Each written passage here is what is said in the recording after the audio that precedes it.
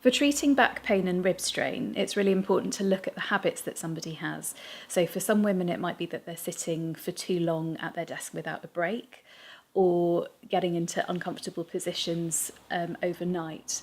So it's really important to be aware of posture and knowing when to move and when to rest.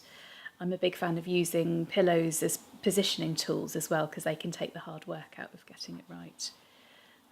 For a woman who's getting lower back pain, breaking up her activity, so if she's used to going out for a long walk, learning to have little pit stops along that walk so that her back isn't getting too fatigued.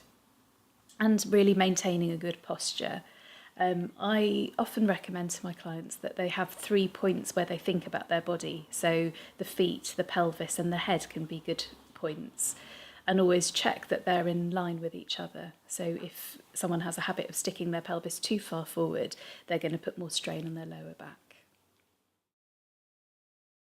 Constipation in pregnancy has 2 main issues. The hormone progesterone causes a relaxation in the gut lining, so that can slow the digestive process down. And the other thing is that because the baby's growing in the space where the gut sits, there's a competition going on as well. So things that can be helpful can be the mum being in kneeling position, so she's leaning forward and allowing her bump to drop.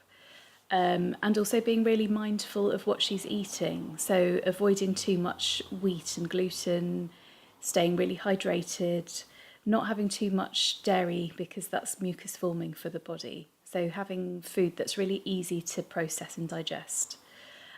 People tend to forget to chew as well, so really being conscious to actually chew food properly can regulate the gut motion more.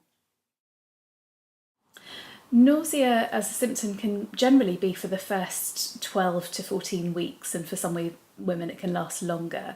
Things to stay on top of are making sure that the blood sugar is maintained right throughout the day. I often recommend to people to have protein at every single snack. So things like almond butter on fruit can be a really nice way of having that, or cottage cheese, or having nuts, so that the energy is maintained throughout the day, and staying hydrated as well. So either lots of fresh water with fresh mint, or lemon slices can really help someone to feel more energised when they're feeling quite sick with nausea. So tips on stretching. Because a woman in pregnancy is much more flexible in her body, it's really important not to overstrain. So stretch little and often. It's a good idea if you're sitting at a desk for long periods of time to be stretching every hour or so. Stretching upwards towards the ceiling, stretching the arms overhead, and stretching the wrists kind of forward and back, but it doesn't need to be extreme movements, and they don't need to be held for long periods of time either. So it's more just allowing the body to expand and then close in for a little bit.